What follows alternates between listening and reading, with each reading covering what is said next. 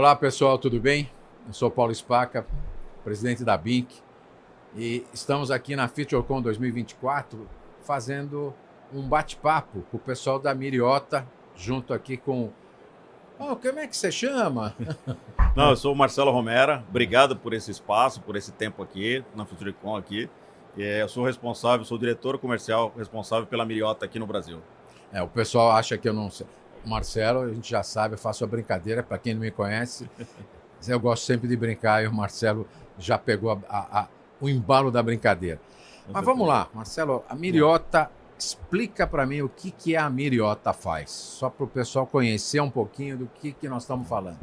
A Miriota é uma empresa operadora de satélite. Satélites? Satélites, isso. Ou de cima ou de baixo? De cima, né? Tá.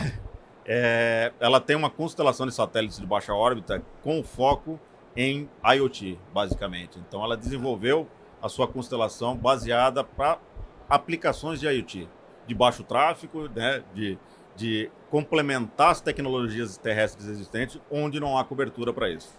Quer dizer que você tem uma constelação.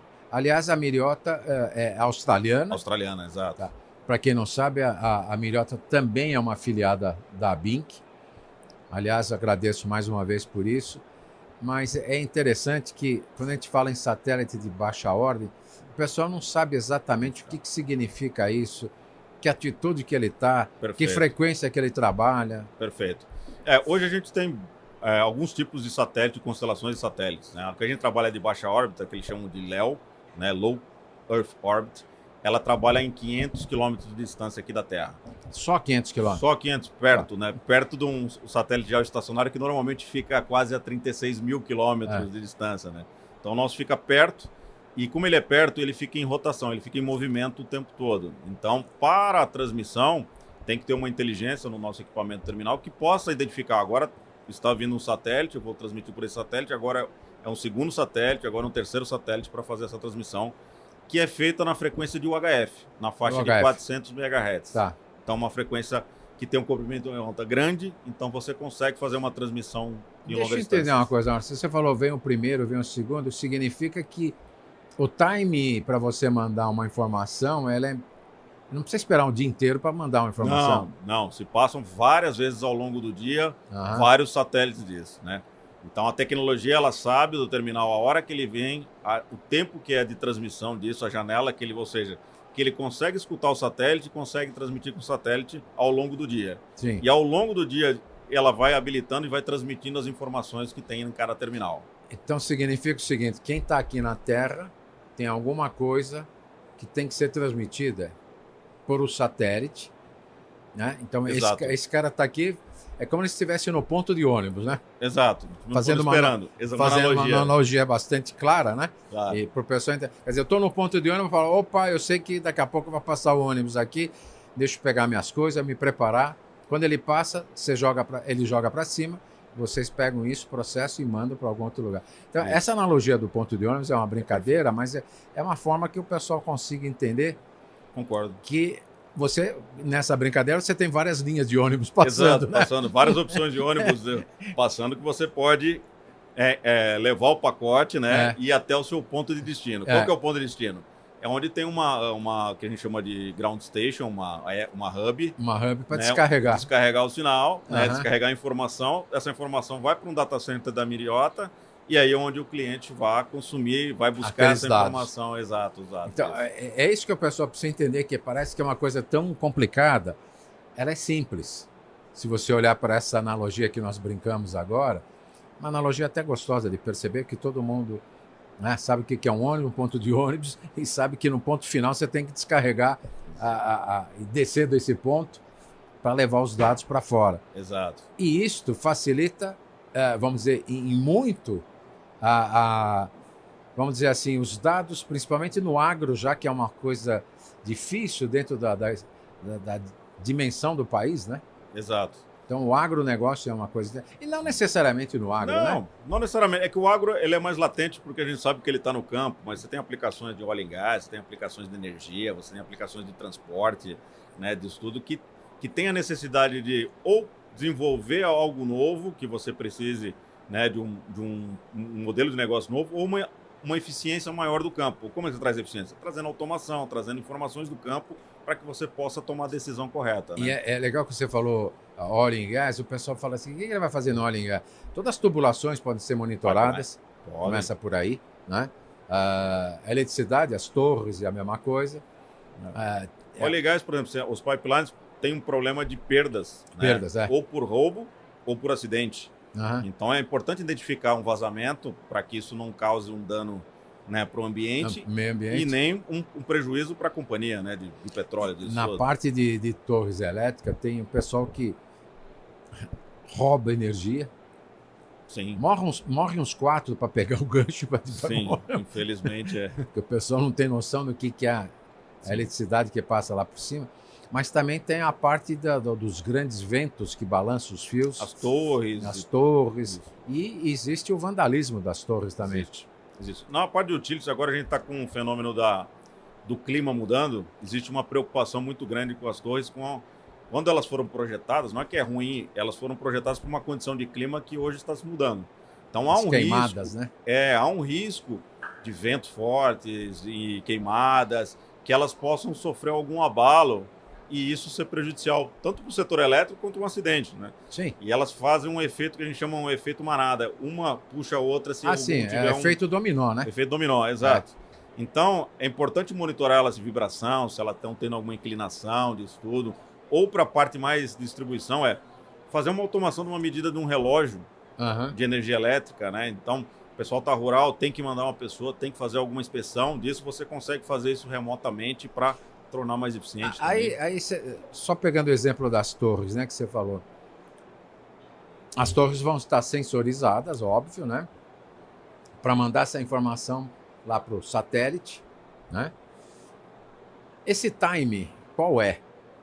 Porque aí o sensor mandou uma informação dizendo, olha, eu estou balançando demais, daqui a pouco eu vou cair. Qual é o tempo de reação disso, né? Sim. Você que define isso?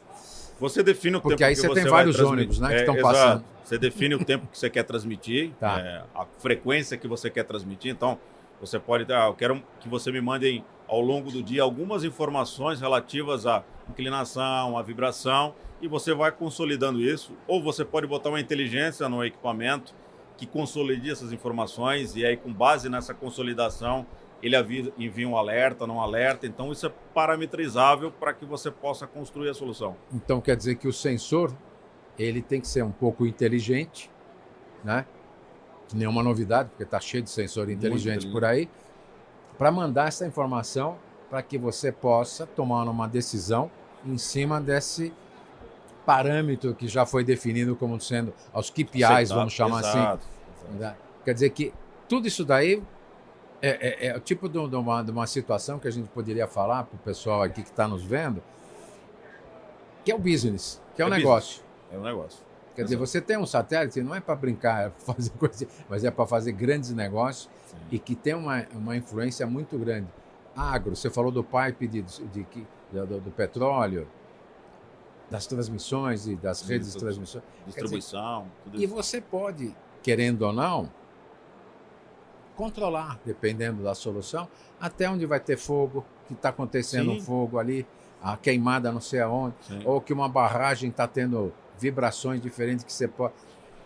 Isso é uma coisa que o pessoal não imagina, o quanta conectividade, que no fundo é isso que você fornece, é disponível para saber soluções. O que tem que fazer? Parar para pensar nas soluções, pensar fora da caixa, né? Eu sempre falo assim, vamos pensar na dor. Qual que é o problema que precisa ser resolvido? Né? Disso tudo. Então, numa queimada, tem alguns fatores que levam à queimada. Né? Então, você tem umidade, você tem incidência de sol, você tem incidência de chuva, você consegue coletar esses dados para ter uma ação mais preditiva disso. Legal, então, é possível você coletar esses dados com a base no satélite de estudo. A silvicultura é um exemplo muito interessante. Só pegando o gancho aqui disso tudo, que a silvicultura eles têm que acompanhar a evolução da árvore, né? Sim. Então, como é que você acompanha isso sem fazer inspeção? Você tem dispositivos que você pode ver o crescimento dela e transmitir isso ao longo do tempo e acompanhando a saúde dela. Isso seria uma visão computacional que você faria? Seria um sensor de de crescimento dela pelo tronco, você vai vendo, ele vai aumentando a evolução dela e você vai acompanhando remotamente para saber se ela está crescendo conforme devia, né, se ela tem nutrientes no solo para isso, se não tem, e acompanhar esse processo para tirar o máximo, né, de eficiência do processo de plantação disso. Quem está usando muito isso daí, provavelmente esse é o pessoal papeleiro, né? Exatamente, esse é o pessoal mais interessado, né, nessa evolução seja eucalipto, seja qualquer outro tipo de árvore. Então você tem várias aplicações que você pode utilizar o satélite, principalmente nessas regiões onde tem uma dificuldade de você chegar, se locomover, instalar alguma rede de conectividade para trazer esse sensoramento, trazer essa automação, essa inteligência do negócio para a empresa. Ou seja, depende do negócio, né? Depende do negócio, totalmente. Eu acho que é isso que o pessoal tem que entender, que ninguém discute tecnologia por ser tecnologia. A gente discute o que eu preciso fazer no meu negócio para melhorar. Existe um monte de tecnologia à disposição e várias conectividades, usando satélite, ou como nós já falamos de outros tipos de conectividade. Quer dizer, o satélite é uma delas. Eu acho que isto, vamos dizer assim, nós percebemos que tem setores de vários segmentos de mercado que podem se beneficiar desse tipo de coisa. Com certeza. E eu acho que, no fundo, é isso que o pessoal precisa enxergar, que está à disposição. Tá à disposição. O negócio depende de você pensar como melhorar esse seu negócio, Exato. Porque as tecnologias estão lá. Marcelo, explica o que é uma constelação de satélite, que o pessoal fala assim, a única coisa que eu conheço constelação é a constelação de estrela, né? Perfeito. Mas se você pensar que cada satélite é uma estrelinha. Exato. Essa é a analogia que se faz. Me explica como é que funciona a constelação. Essa é a analogia. E outra coisa, qual o tamanho de um nanosatélite? Perfeito. A analogia sobre a constelação das estrelas é exatamente isso, né? Você não consegue, com um satélite, fazer uma cobertura global ou uma cobertura minimamente que possa trazer aplicações para isso. Então você precisa de alguns satélites para fazer essa cobertura e ter esse serviço. Então vamos dizer assim, a junção, essa soma desses satélites se chama constelação de satélites. É o mesmo conceito, a analogia das estrelas mesmo. O Cruzeiro do Sul tem várias estrelas ali que compõem uma constelação.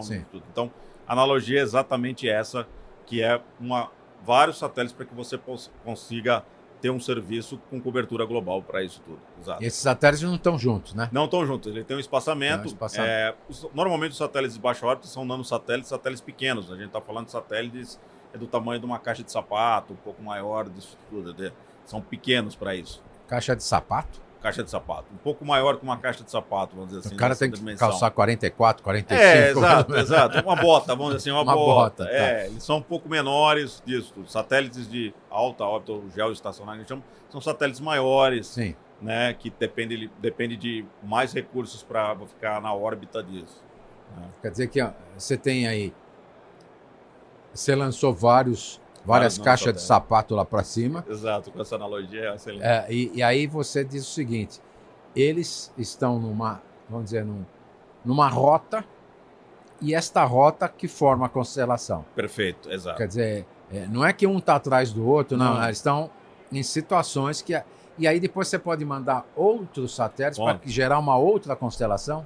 Correto. Não, para incrementar essa constelação. Exatamente. Sempre incrementa você não cria uma outra constelação. Poderia, se você vai criar uma aplicação diferente, um serviço diferente, você pode criar uma constelação diferente. No nosso caso, a gente está incrementando isso ao longo do tempo. A empresa tem mais de 10 anos e a gente está lançando satélites ao longo desses 10 anos. Quantos satélites tem hoje? Hoje a gente tem mais de 30. A gente acabou de lançar mais 8 agora, satélites, e eles estão no processo que a gente chama de adaptação. Estão se ajustando ali. Estão se ajustando em órbita, telemetria, que tem todo um controle que tem que ser feito desses satélites, que tem que seguir uma órbita, tem que seguir um caminho correto. Sim. Então a gente tem mais de 30 satélites funcionando para o serviço. Deixa eu fazer uma pergunta agora de curioso, que o pessoal deve estar perguntando. Com essa quantidade de satélites lá em cima, não tem trombada lá, não? Não, isso tem uma legislação, tem uma organização mundial que controla isso. Quem controla? É ITU, exato. Lógico, tem a ITU que é internacional e tem seus países com a sua soberania também, que você tem que ser habilitado aqui como a Anatel, um órgão importante para isso. O pessoal, para entender o que é a ITU, que a gente brinca que é a tradução do UTI, que é Unitary Communication Information, qualquer coisa assim. Da United Telecommunication Information, Isso. que é o órgão que regulamenta, só que o pessoal entender, esse órgão regulamenta tudo de telecomunicações no mundo, desde um chip de 2G, 3G, 4G, são eles que determinam tudo. Eles que dizem o que pode e o que não pode, e os países se adaptam a essa, vamos dizer, normalização que eles fazem. Correto. Então, é por isso que a gente chama de ITU, que é a sigla brasileira. E, no fundo, quer dizer, isso não tem trombada de... Não tem trombada. E olha que não são só vocês. Não, tem muitas empresas com muitos satélites de baixa órbita e muitos satélites de geoestacionário também funcionando no mundo. Legal. Marcelo, tem alguma coisa que você queira acrescentar para o pessoal sobre a Miriota? A Miriota está fazendo um tremendo trabalho aqui no Brasil. Obrigado. E agradeço por estar na BINC. Eu que agradeço. Eu acho que esse papo, mais uma vez, daria para seguir muito adiante, porque tem muita curiosidade dessa parte de satélites, né, Marcelo? Sim. Eu acho que o pessoal que vai assistir esse vídeo vai depois procurar a Miriota através da BINC, que está lá conosco. Vocês entram no site e vocês vão ver lá o Miriota. Aí vocês conseguem contactar o Marcelo. E esse é o papo que eu tenho. Muito obrigado, Marcelo. Eu que agradeço, Parker. Um abraço, um prazer estar aqui. Obrigado pela oportunidade. Pessoal, fica aí mais uma dica de um filiado da BINC. Pra vocês verem que a BINC tem um trabalho árduo, bastante gostoso e bastante prazeroso. Um abraço.